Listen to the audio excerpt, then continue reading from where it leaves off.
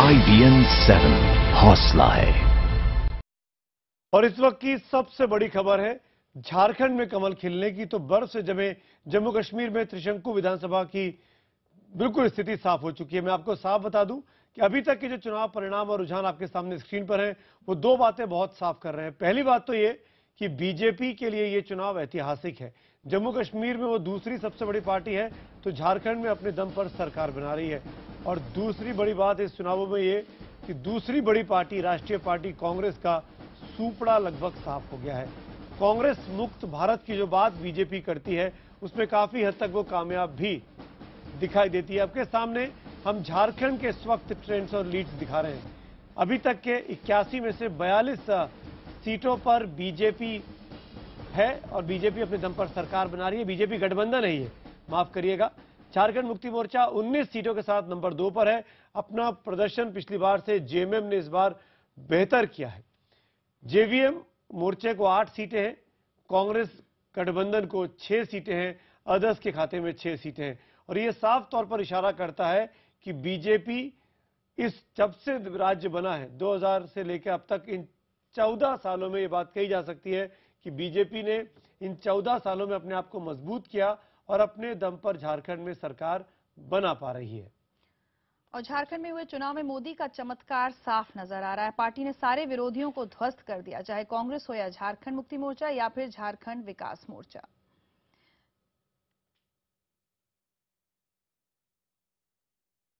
इस वक्त हम आपको दिखाना चाहेंगे कि किस तरीके से इस राज्य में नई सरकार बनती हुई दिखाई देगी। झारखंड में खासतौर पर हम बात कर रहे हैं, झारखंड में अभी 3 नतीजे केवल आने बाकी रह गए हैं। बाकी तमाम नतीजे 78 नतीजे हमारे पास हैं, जो साफ तौर पर इशारा करते हैं कि बीजेपी इस राज्य में सबसे बड़ी पार्टी बनकर उभरी है।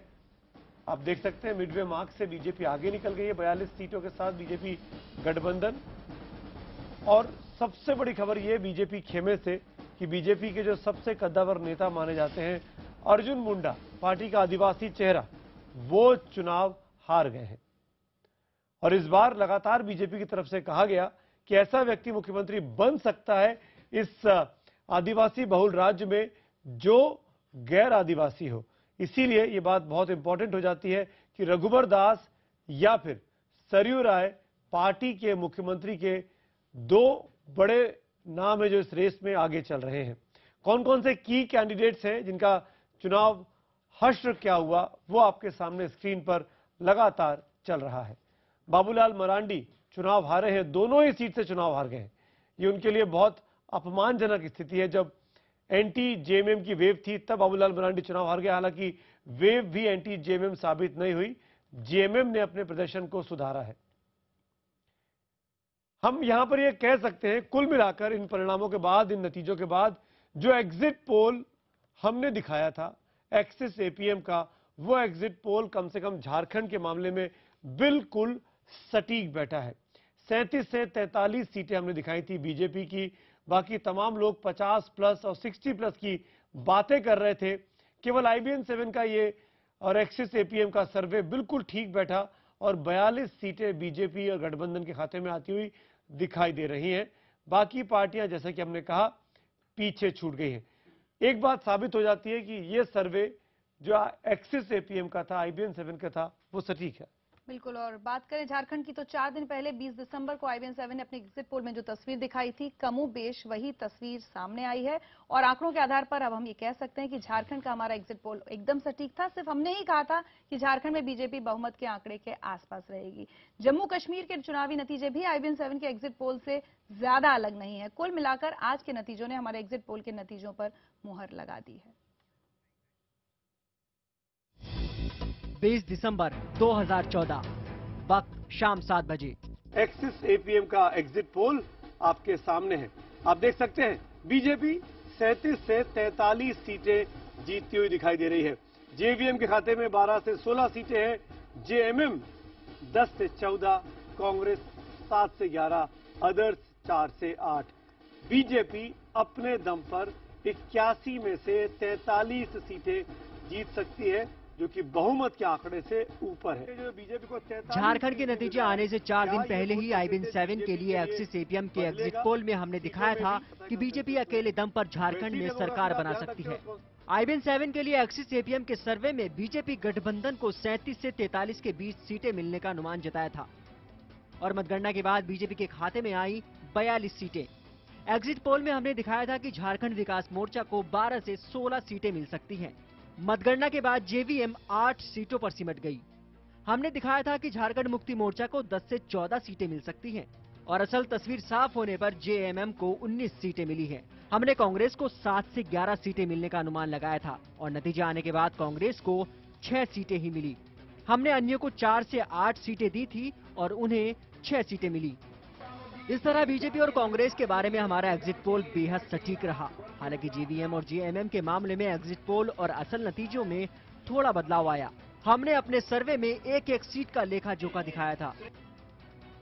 गिरिडीह सीट जो कि उनकी दूसरी सीट है बाबूलाल मरांडी की, उससे वो चुनाव हार सकते हैं और नतीजों ने हमारे इस सर्वे पर मुहर लगा दी है। गिरिडीह से बाबूलाल मरांडी और मझगांव से मधु कोड़ा चुनाव हार गए हैं। जम्मू कश्मीर पर आईबीएन 7 के लिए एक्सिस एपीएम के एग्जिट पोल ने 20 दिसंबर को ही साफ कर दिया था कि राज्य में किसी पार्टी को बहुमत नहीं मिल रहा है और पीडीपी सबसे बड़ी पार्टी के तौर पर उभरेगी। 20 दिसंबर 2014, वक्त रात 8 बजे। ये वोट अगर तब्दील हो तो किसके खाते में कितनी सीटें आएंगी, ध्यान से देखिएगा इन सीटों को। पीडीपी के खाते में 36 से 41 सीटें, बीजेपी के खाते में 16 से 22 सीटें। नेशनल कॉन्फ्रेंस वोट परसेंटेज में बड़ी पार्टी है लेकिन सीटों के मामले में काफी पिछड़ गई है, 9 से 13 सीटें। कांग्रेस को भी 9 से 13 सीटें, अदर्स के खाते में 7 से 9 सीटें। कुल मिलाकर बीजेपी अपने परफॉर्मेंस को बहुत बेहतरीन कर रही है। आईबीएन 7 के लिए एक्सिस एपीएम के एग्जिट पोल में हमने बताया था कि जम्मू कश्मीर में पीडीपी को 36 से 41 सीटें मिलने का अनुमान है। नतीजा आने के बाद पीडीपी को 28 सीटें मिली हैं। यहां आपको बता दें कि पीडीपी ने 5 सीटें सिर्फ 500 वोटों के अंतर से गंवाई हैं, जबकि 2 सीटों पर हार का अंतर 1000 वोटों से भी कम रहा। हमने कहा कि बीजेपी दूसरी बड़ी पार्टी बनेगी और उसे 16 से 22 सीटें मिल सकती है। असल तस्वीर साफ होने पर बीजेपी को 25 सीटें मिली हैं। हमने दिखाया कि नेशनल कॉन्फ्रेंस को 9 से 13 सीटें मिल सकती हैं। मतगणना के बाद नेशनल कॉन्फ्रेंस को 15 सीटें मिली। हमने कहा कि कांग्रेस को 9 से 13 सीटें मिल सकती हैं और नतीजे आने पर कांग्रेस को 12 सीटें मिली। हमने अन्य को 7 से 9 सीटें मिलने की बात कही थी और उनके खाते में 7 सीटें आई। जम्मू कश्मीर के मामले में हमारे एग्जिट पोल के नतीजों और असल नतीजों में मामूली फर्क रहा, लेकिन एक सीट की जो जानकारी हमने अपने दर्शकों को दी थी वो काफी सटीक निकली। हमने 20 दिसंबर को ही दिखा दिया था कि कांग्रेस नेता सलमान सोज बारामूला से और बीजेपी नेता हिना भट्ट अमीर कदल से चुनाव हार सकती है। खास बात ये थी कि हिना भट्ट उस वक्त खुद हमारे साथ मौजूद भी थी। हाई राय थी कि डिबेट हो, बाकी पार्टीज ने उसको लेके इतना उछाला है। एग्जिट पोल है वो कहता है हिना जी अच्छी खबर नहीं है आपके लिए, आपके हारने की आशंका है। जी झटका लगता है आपको सुन के? नहीं, बिल्कुल नहीं। अच्छा, आप मान रही हैं, हार रही हैं? 23 का रिजल्ट का वेट कर रहे हैं। कुल मिलाकर देखें तो आईबीएन 7 के लिए एक्सिस एपीएम के सर्वे और असल नतीजे आने के बाद हालात में कोई खास बदलाव नहीं आया है। कुछ पार्टियों की हार जीत के अंतर में थोड़ा बदलाव जरूर है, लेकिन जो बड़ी तस्वीर हमने दिखाई थी, झारखंड में बीजेपी अपने दम पर सरकार बना सकती है और जम्मू कश्मीर में त्रिशंकु विधानसभा होगी, वो आज भी वही है। Bureau report, IBN 7। तो देखा आपने, जो एग्जिट पोल बिल्कुल करीब 90% तक एक्सिस एपीएम का ये एग्जिट पोल ठीक बैठा था और हम ही लोग थे जो बहुत डरते डरते बीजेपी को ज्यादा नंबर देने में संकोच कर रहे थे। झारखंड में कुछ लोगों ने तो 60+ नंबर दे दिए थे और उसको देख के चिंता हो रही थी कि कहीं हमारा एग्जिट पोल गलत ना हो जाए, लेकिन कुल मिलाकर साइंस ठीक बैठी, लोगों का आकलन ठीक बैठा। एक और चीज है जो मैं आपको दिखाना चाहूंगा, आईबीएन 7 ने अपना मोबाइल ऐप शुरू किया है। ये मोबाइल ऐप हम आपको दिखाना चाहेंगे। आप अपने मोबाइल में, अगर आपके पास iOS फोन है, आईफोन है, तो आप डाउनलोड कर सकते हैं आईबीएन लाइव को और इसी तरीके से आप एंड्रॉइड के फोन पे आईबीएन खबर को आप डाउनलोड कर सकते हैं। जब आप इसको क्लिक करेंगे तो आपके सामने ये एप्लीकेशन खुलेगी जहां पर आप बड़ी इत्मीनान से, तफसील से चुनाव रिलेटेड या देश की कोई भी तमाम बड़ी खबरें आसानी से देख पाएंगे। इसके जब आप स्क्रॉल डाउन करेंगे तो नीचे आप देख सकते हैं कि तमाम खबरें, चुनाव से जुड़े हुए परिणाम, एनालिसिस, ग्राफिक्स, सब कुछ इस स्क्रीन पर दिखाई दे रहा है। आप आसानी से देख सकते हैं, जरा से टच पे सब चीजें आपके सामने खुल जाती हैं। और अगर आपने दिन भर से सुबह से आंकड़े नहीं देखे हैं, आप जानना चाहते हैं दिन भर में क्या हुआ, आप हमारे इस ऐप पर, IBN खबर के ऐप पर जाकर चीजों को जान सकते हैं। इसी तरीके से इतना ही नहीं, अगर मैं बैक जाऊं और वापस अपने मेन स्क्रीन पे आऊं तो आपको हम दिखाना चाहेंगे कि इसमें हमारे पुराने शोज और वीडियोस भी ढेर सारे पड़े हुए हैं, जो जाके आप वहां पे इंटरव्यूज भी, शोज भी, जिसमें भी आपकी दिलचस्पी है, क्रिकेट में, एंटरटेनमेंट में, राशि में, वो तमाम चीजें यहां जाकर आप देख सकते हैं। तो इस ऐप को आप डाउनलोड करिए अपने फोन में, IBN खबर के ऐप को, और आसानी से तमाम जानकारियों से वाकिफ हो सकते हैं। बहुत आसानी से, ना किसी टीवी की जरूरत है और ना किसी और की, बहुत आसानी से आपके मोबाइल पे सब कुछ फिंगर टिप पे है। और इसमें सबसे खास बात यह कि लाइव टीवी भी दिखाई देता है, तो आप जहां पर मौजूद है वहां पर आप IBN खबर की खबरें भी इस मोबाइल के जरिए देख सकते हैं। रिचा,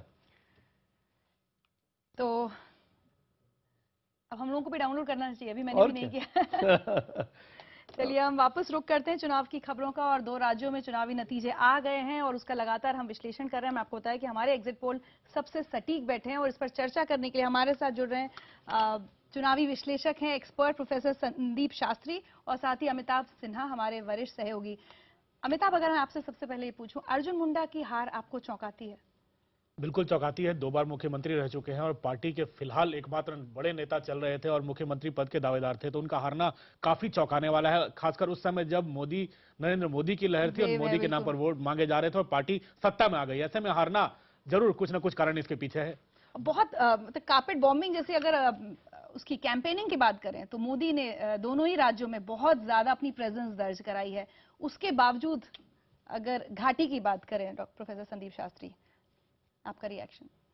घाटी में आप, जम्मू कश्मीर के घाटी में आप देखें तो जिस तरह का वहां पे इलेक्टोरल कंपटीशन रहा है, PDP और नेशनल कॉन्फ्रेंस के बीच, 2 रीजनल पार्टीज के बीच जो कंपटीशन रहा है, कारण एक ही था, जिस तरह के विषय, जिस तरह की इश्यूज उस घाटी में उठाए गए, उस कारण से मुझे लगता है PDP और नेशनल कॉन्फ्रेंस के बीच डायरेक्ट वहां पे कॉन्टेस्ट था। आप लास्ट इलेक्शन से कंपेयर करें तो 7 सीटों का घाटा जो नेशनल कॉन्फ्रेंस को हुआ है, उसी 7 सीटों का फायदा PDP को हुआ। बीजेपी कुछ वहां पे कांग्रेस या BJP का कोई पार्टी नहीं था। It's just exchange of seats between these 2 parties. हमारे पास 2 खास मेहमान भी जुड़ गए हैं रिचा।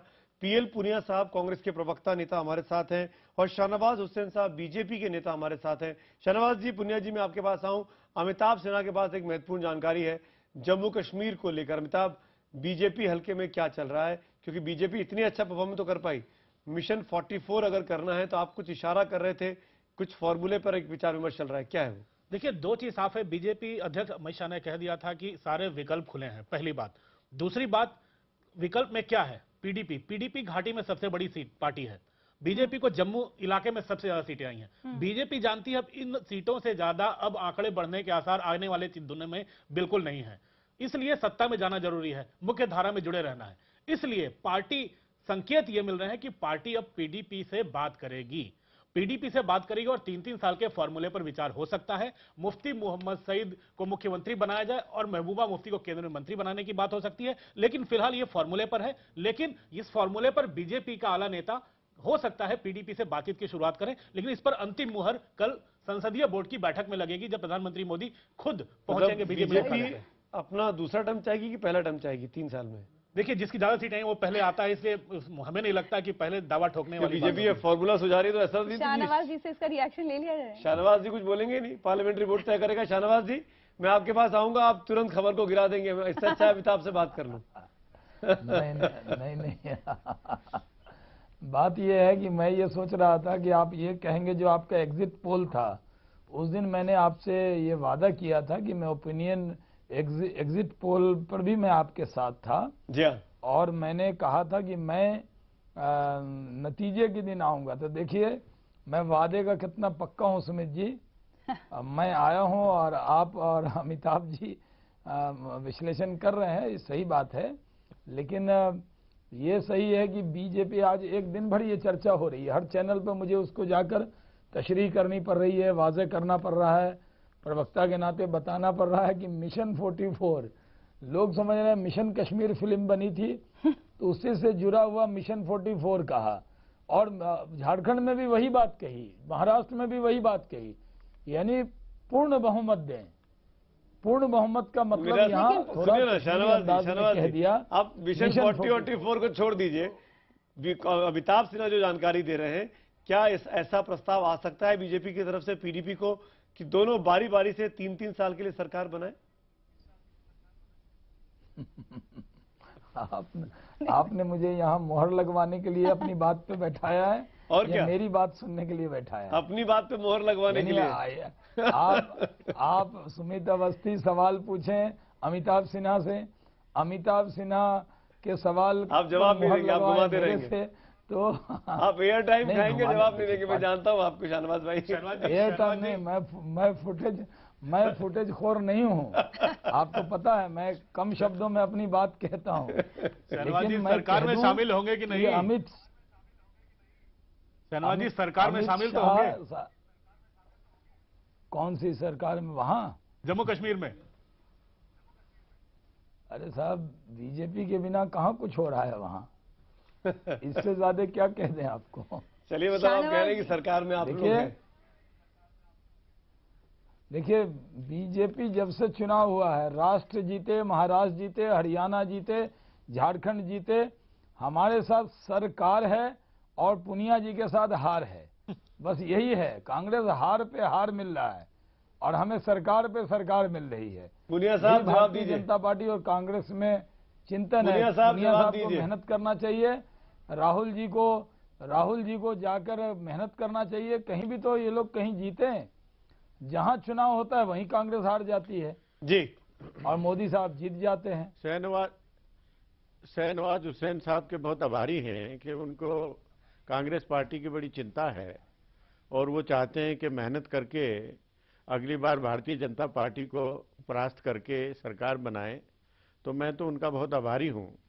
जम्मू कश्मीर की बात हो रही है, जम्मू कश्मीर में पीडीपी सबसे बड़ी पार्टी उभर के आई है और सरकार बनाने का अधिकार उन्हीं को है। वही पहल करें, वही निर्णय लेंगे कि किसको वो अपना संगी साथी बनाएंगे और अगले 5 साल तक उसके सरकार को चलाएंगे। और मेरा ये मानना है कि वो सबसे पहले इस चीज का ध्यान रखेंगे कि अब तक जो आर्टिकल 370 के बारे में, जो कॉमन सिविल लॉ के बारे में और भी जो बातें होती रही हैं, जिससे हमेशा पीडीपी ने विरोध व्यक्त किया, जिसका नरेंद्र मोदी जी प्रधानमंत्री के रूप में जब कश्मीर गए वहां पर भी अनेक बार उन्होंने बात की। माफी चाहता हूं, कोई टेक्निकल ग्लिच है, आपका ऑडियो ठीक से नहीं आ रहा है, हम उसको आपको दोबारा फोन मिलवाते हैं, शायद ठीक से बात हो पाए। इस बीच में तारिक कारा एमपी हैं पीडीपी के, कुछ देर पहले हमने इनसे बात की थी और हमने इनसे पूछा था बहुत स्पेसिफिकली कि अब महबूबा मुफ्ती ने अपनी प्रेस कॉन्फ्रेंस में ये इशारा किया था कि बीजेपी अछूत नहीं है, तो क्या बीजेपी के साथ पीडीपी का गठबंधन हो सकता है? सुनिए क्या कहा तारिक कारा ने। अनटचेबिलिटी की कोई बात ऐसी नहीं हुई है, and it is not a question of touchable और untouchable, it is the fulfilment of our own agenda. हमें इस चीज में नहीं है कि जो आप पूछना चाह रहे हैं, हमने ये देखना है कि जो लोगों को हमसे आकांक्षाएं हैं, जो उनकी एक्सपेक्टेशंस हैं, हम उनको कैसे फुलफिल कर पाएंगे। Jammu Kashmir state is not an ordinary state, ये पॉलिटिकली बहुत सेंसिटिव स्टेट है और इसमें जो हमने पॉलिटिकल प्रोसेस जो स्टार्ट किया था, जो नेशनल कॉन्फ्रेंस के आने के बाद में रुक गया, उसको हमने आगे चलाने का जो है वो सबसे बड़ा इशू है। फिर डेवलपमेंटल डेफिसिट है, उसको कैसे किया जाए, लोगों की जो एक्सपेक्टेशंस हैं हमसे, उनको हम कैसे आगे चला सके, ये हमारे इश्यूज होंगे, गाइडिंग जो प्रिंसिपल्स होंगे कोई भी फैसला लेने के बाद। तो क्या बीजेपी के साथ आप जा सकते हैं, स्पेसिफिकली पॉइंटेड बीजेपी के साथ? देखिए, आप जो इसको बार बार बीजेपी सेंट्रिक, बीजेपी स्पेसिफिक बनाना चाहते हैं, हमारे वास्ते वो कंसिडरेशन नहीं है। हमारे वास्ते जो कंसिडरेशंस हैं वो हमारी अपनी कंसिडरेशंस हैं, हमारे यहाँ के लोगों की कंसिडरेशंस हैं, हमारे यहाँ के स्टेट के जो कंटेंशियस इश्यूज हैं उनकी कंसिडरेशंस हैं। प्रोफेसर संदीप शास्त्री, आप इसको किस तरीके से देखते हैं? दोनों ही पार्टियां अपने पत्ते खोलने से बच रही हैं, पहले कौन ब्लिंक करे इसका इंतजार किया जा रहा है, चाहे पीडीपी हो चाहे बीजेपी हो। आई थिंक पीडीपी को यहाँ थोड़ा एडवांटेज है क्योंकि न्यूमेरिकली वो ज्यादा है। एक और बात ध्यान में रखिए, किसी भी चुनाव में जो पक्ष हारने वाले पक्ष होते हैं, और यहाँ पे नेशनल कॉन्फ्रेंस और कांग्रेस तो हारने वाले के साइड पे हैं, हारने वाले के साथ कोई गठबंधन की कोई संभावना काफी मुश्किल होती है। तो उसी कारण से पीडीपी बीजेपी का गठबंधन होना मोर और less, I mean the only possibility एक तरह रखता है। और एक बात मैं कहना चाहूंगा, कई लोग बीजेपी नेशनल कॉन्फ्रेंस का गठबंधन का बात भी कर रहे हैं कि वो दो मिलके इंडिपेंडेंट्स साथ में आए तो नंबर्स हो जाएगा।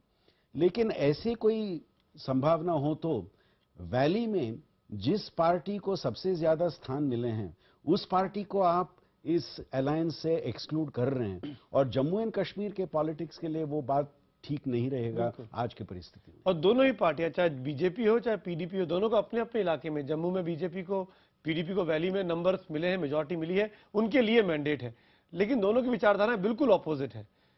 ये तो पहले भी काफी राज्यों में इस तरह के अलायंसेस हुए हैं, जहां दोनं पक्ष कहेंगे कि वोटर्स की बात को हमें मानना पड़ेगा। ये डेमोक्रेसी के लिए, इंडिया एज ए स्टेट के लिए अच्छी बात है, दो विचारधारा, अलग अलग विचारधाराओं की पार्टियां एक फोरम पे आके सरकार बनाए, या ये कमजोर करेगा लोकतंत्र को? अच्छा बुरा का बात नहीं, ये एक इनएविटेबिलिटी का बात है। आप जिस तरह से आज रिजल्ट आया है, एक जम्मू रीजन में एक पार्टी को ज्यादा सीट, वैली में और एक पार्टी को ज्यादा सीट, जिस तरह का रिजल्ट आपको इस राज्य में आया है, वो एक इनएविटेबल सिचुएशन बन जाता है कि दोनों को साथ में मिल के काम करना। लेकिन दोनों के वोटर्स को ये एक्सेप्टेड होगा, खासकर पीडीपी अगर हम बात करें? दोनों कहेंगे कि जिस तरह का मैंडेट मिला है, लोगों का कहना है कि हमें साथ मिलके काम करना पड़ेगा, दोनों रीजन्स के बीच हमें एक ब्रिज बनाना पड़ेगा, उसी ब्रिज बनाने से राज्य का विकास हो सकेगा। इसीलिए शायद ये बातें तो हमें सुनने पड़ेंगे। इसीलिए शायद ये फॉर्मूला जो अमिताभ कह रहे थे वो निकलकर सामने आ रहा है। मैं ब्रेक में जा रहा हूं, ब्रेक के उस पार लौटेंगे तो उस पर हम बात करेंगे कि 3-3 साल का जो फॉर्मूला बीजेपी की तरफ से सूत्रों के मुताबिक आगे डाला, फेंका गया है, उछाला गया है, क्या पीडीपी उसको स्वीकार करेगी? आप देख रहे हैं IBN 7 और बात हो रही है जम्मू कश्मीर और झारखंड के चुनावी नतीजों की। जम्मू कश्मीर के चुनाव में बीजेपी को पहली बार शानदार कामयाबी हाथ लगी है। 25 सीटें हासिल कर बीजेपी दूसरे नंबर पर है और संकेत मिल रहे हैं कि वो पीडीपी के साथ मिलकर सूबे में गठबंधन सरकार बना सकती है। बीजेपी अध्यक्ष अमित शाह का कहना है कि उसके लिए सारे विकल्प अभी भी खुले हैं, जबकि पीडीपी की महबूबा मुफ्ती ने निष्पक्ष चुनाव के लिए केंद्र सरकार का खास तौर पर धन्यवाद दिया है।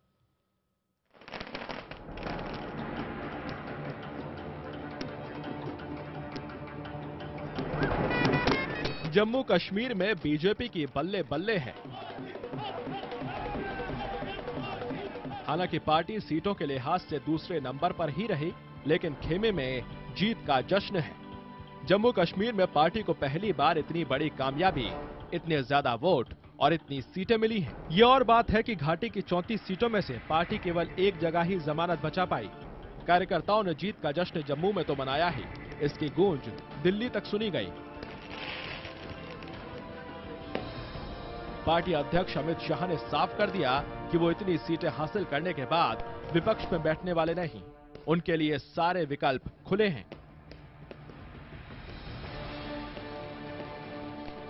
मेरा जवाब बहुत स्पष्ट है, सारे ऑप्शन भारतीय जनता पार्टी के खुले हैं। सारे ऑप्शन का मतलब होता है सभी तरह के ऑप्शन हमारे लिए खुले हैं।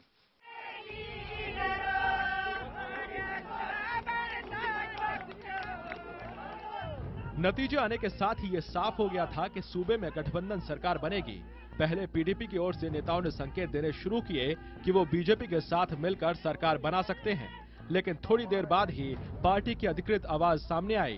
पार्टी के नेता महबूबा मुफ्ती ने सूबे में स्वतंत्र और निष्पक्ष चुनाव के लिए जो यहाँ की स्टेट एडमिनिस्ट्रेशन है, हम उनके भी बहुत शुक्रगुजार हैं। दिल्ली में एनडीए की सरकार है जो जिस किस्म के यहाँ फ्री एंड फेयर इलेक्शन हुए उसके लिए हम बहुत शुक्रगुजार हैं। केंद्र सरकार को धन्यवाद दिया, तभी उनका रुख साफ हो गया।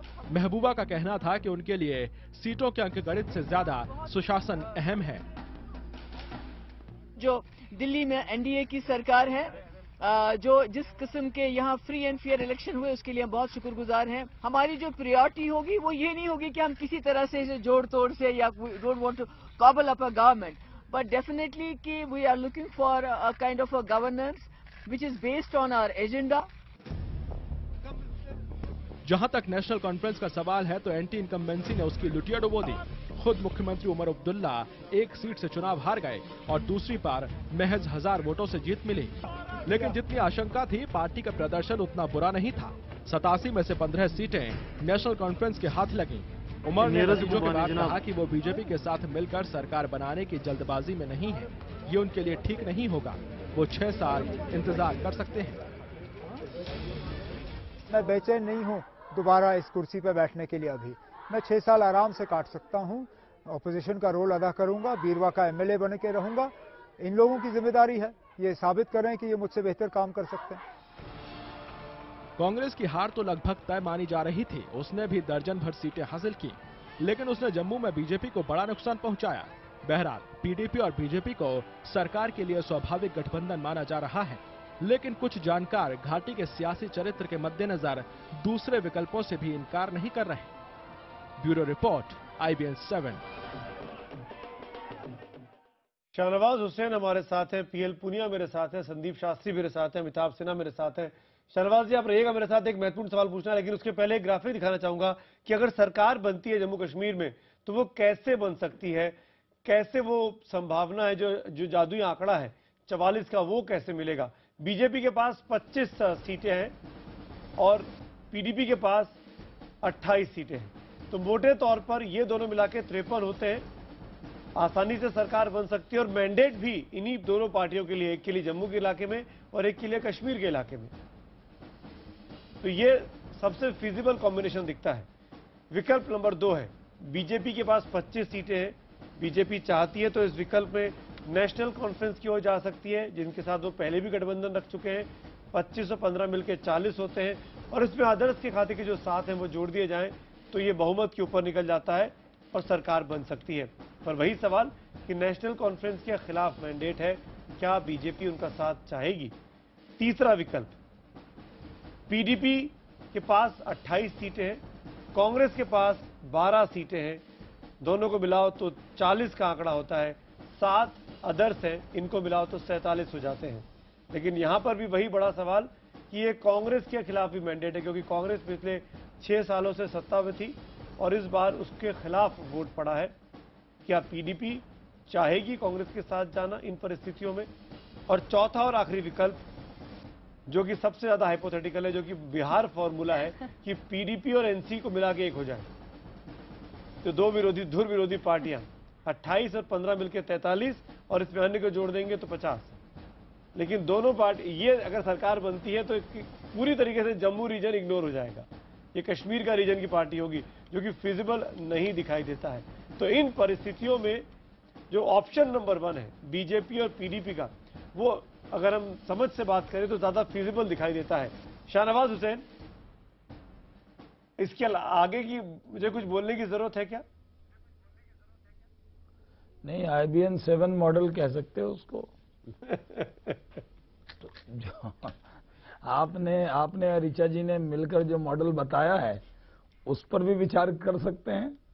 यानी आप IBN 7 मॉडल पे जो आपने बताया उस पर भी विचार करेंगे, क्योंकि हमारे राष्ट्रीय अध्यक्ष ने कहा कि सारे ऑप्शन खुले हैं। तो आपने वो सब बना के बताया है, रिसर्च किया है। तो जब तक पार्लियामेंट्री बोर्ड की मीटिंग ना हो, लेकिन ये सही है कि भारतीय जनता पार्टी एक रोल अदा करने जा रही है जम्मू कश्मीर में, इसमें किसी को भी कोई शक शुबा नहीं होना चाहिए। शाहनवाज जी, अच्छी बात है, प्रदर्शन बहुत अच्छा हुआ है, सब कुछ है, लेकिन घाटी से आपको बेहतर प्रदर्शन की उम्मीद नहीं थी, वहां से तो बहुत निराशा हाथ आई है ना। देखिए, इसको निराशा नहीं कहेंगे ऋचा जी, क्योंकि जहां पे एकदम कुछ नहीं था वहां पर भी पार्टी गई है। आप मैंने पहले भी दिन में कहा था कि एक जमाना ये था कि लाल चौक पे तिरंगा फहराने के लिए यात्रा निकली थी और हम लोग वहां गए थे।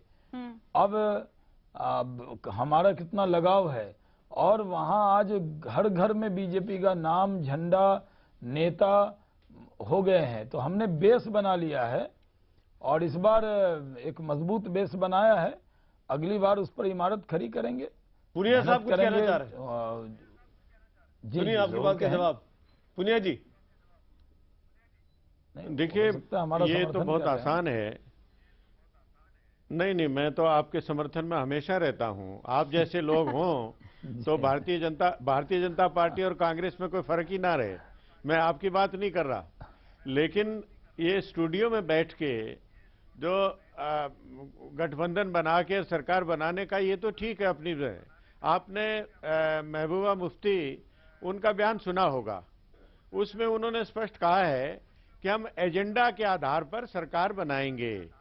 ये उनके सबसे बड़ी पार्टी बन के आई हैं, सबसे ज्यादा उनके सीट जीते हैं और उनको अधिकार है, पहला अधिकार है सरकार बनाने का, दावा ठोकने का, और वही तय करेंगे कि किससे समर्थन लेके एक स्थायी सरकार बन सके।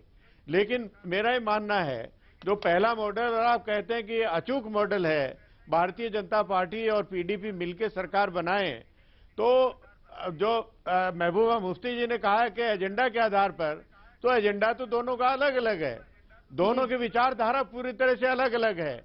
जब यहाँ केवल जम्मू से ऊपर आके भारतीय जनता पार्टी नहीं पहुंची, और जितनी भी सीटें हैं वैली में और उसमें सभी में एक को छोड़ के सभी में उनके जमानत जब्त हुई है। पुनिया जी, क्या और आप बात कर रहे हैं पीडीपी से?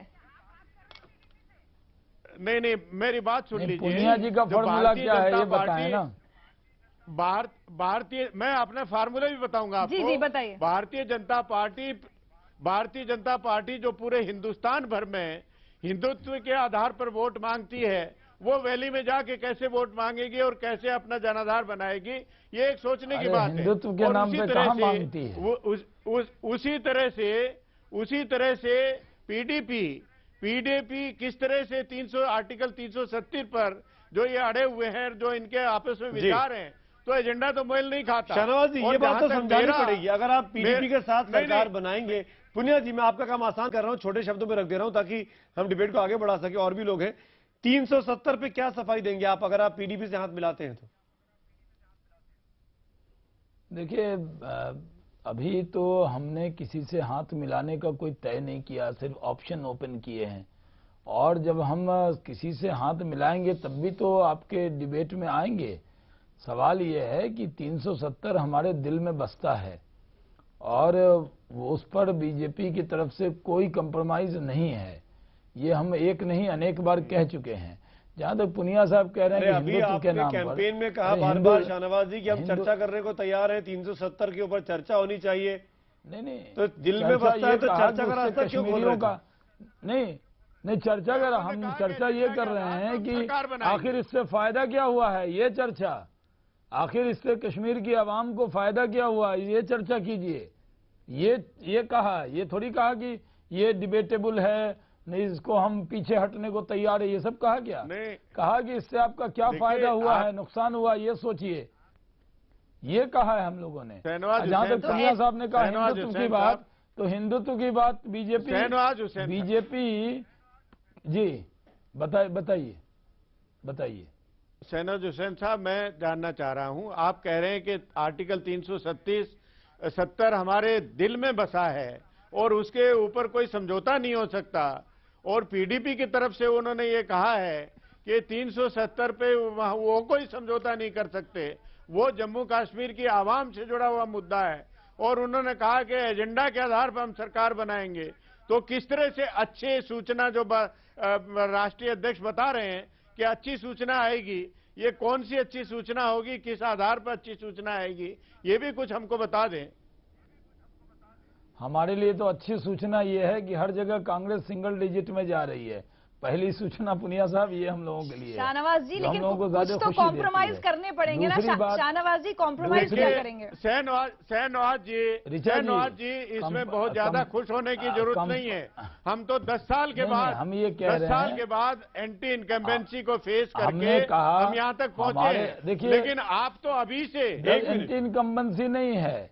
अभी दिक्कत यह है कि भारतीय जनता पार्टी ने पहले भी कहा है कि भारतीय जनता पार्टी जम्मू कश्मीर का डेवलपमेंट चाहती है, और आज हमें जनता ने मैंडेट दिया है, हमें दूसरी सबसे बड़ी पार्टी बनाई है, और हमारे बिना वहां पर चाहे किसी की सरकार बने, चाहे हम विपक्ष में रहें। काफी देर से प्रोफेसर संदीप शास्त्री कुछ बोलना चाह रहे हैं, पर आपके आपस के डायलॉग की वजह से बात नहीं हो पा रही थी। लेकिन बीजेपी सेंट्रल स्टेज में है।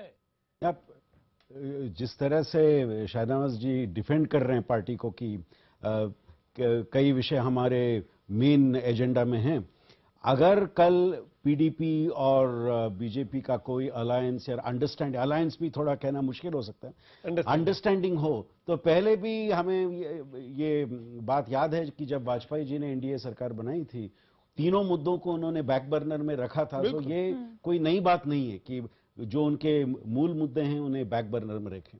बट मुझे थोड़ा आश्चर्य का बात यह लग रहा है कि वर्ष के अंत पे जब कांग्रेस को थोड़ा सोचना चाहिए कि अगले वर्ष में हमारा रिवाइवल कैसे हो, वो एंटी इनकम्बेंसी पे वेट कर रहे हैं कि 6 साल के बाद आपके विरुद्ध एंटी इनकम्बेंसी होगा और फिर हम आ जाएंगे। सो दैट मीन्स इससे ये निष्कर्ष ले सकते हैं कि कांग्रेस पार्टी 5 साल तक वेट करेगी और उन 5 साल में कुछ करने का प्रयत्न नहीं करेगी। चलिए, मैं यहाँ पर आप सबका शुक्रिया अदा करूंगा। शाहनवाज जी, पुनिया साहब, प्रोफेसर साहब, एक छोटे से ब्रेक में जा रहे हैं। ब्रेक के उस पार जब हम लौटेंगे अपने इस खास कवरेज में, तो दिखाएंगे जम्मू कश्मीर के जाते जाते मुख्यमंत्री उमर अब्दुल्ला के साथ एक खास बातचीत मेरी सहयोगी पल्लवी घोष की। बने रहिए IBN 7 के साथ।